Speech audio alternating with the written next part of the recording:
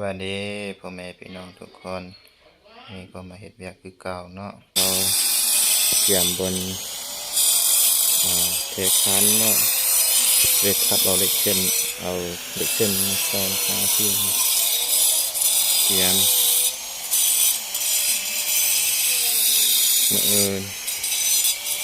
ได้แค่ละมืออื่นนะมืออื่นกับมือนี่แหละมืออื่นกับมือนี่แหละ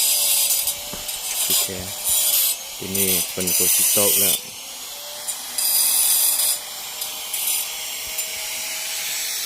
นี่มีแต่อายครับนี้เรามานะที่นี่ทำไปเยอะเลยยังเดินมาที่ทำบุตรทาน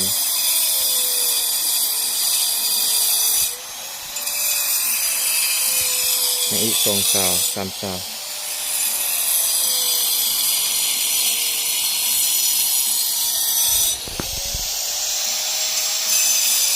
เอาหมุนปัดเอาเนาะนี่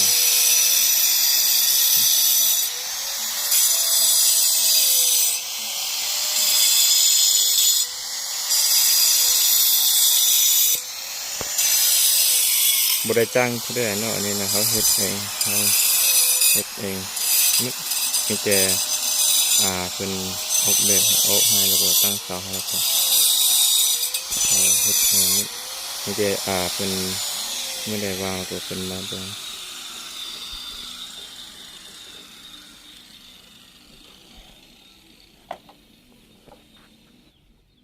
จากนั้นเพิ่นก็สิมาอีกเนาะเพิ่นก็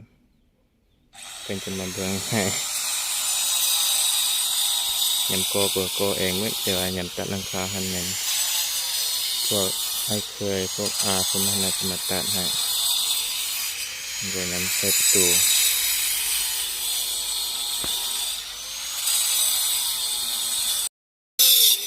ในที่เสาสุดท้ายเนาะมีการลงทุนด้วยครับเอาเลยครับตก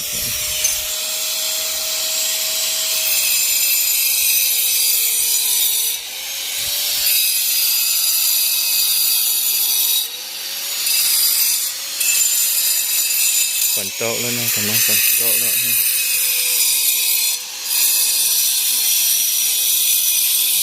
ตัวนี้เราก็สร้างตัวนี้ออกพักก่อนฝนตกแห้งหลายอีกคุณ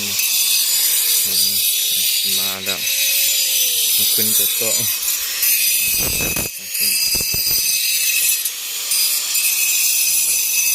แต่เห็ดตุบอยู่ที่เนาะเห็ดตุบไว้กินน้องเนี่ยแล้วก็นอนมันนอนอยู่ที่ตัวเห็นคือกันอันนี้ก็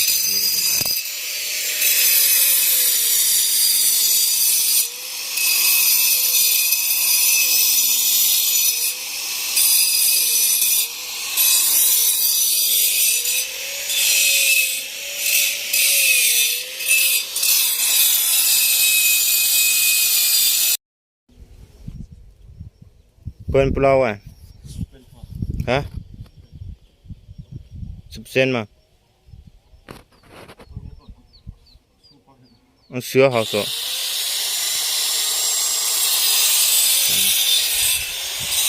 เขาปั้นมาสม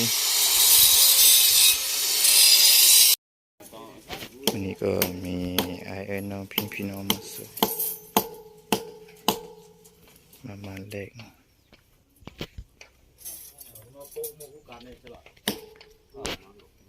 บนเทคาน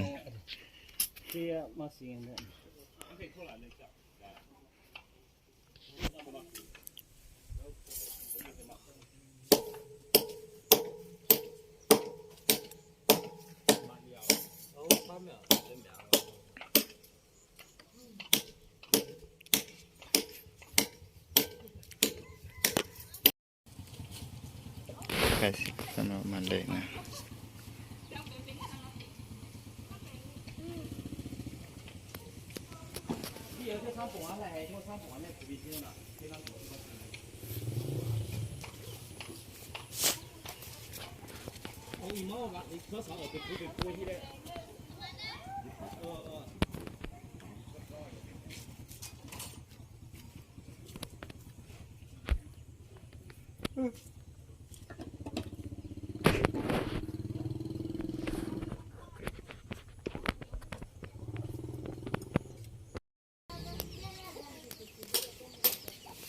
มาแล้วทุกที่ปามาคือว่าอาจจะ ก็สิแล้วมันแรง ดินแหละ ยามแต่บนนี้ มาแล้วทุกพวก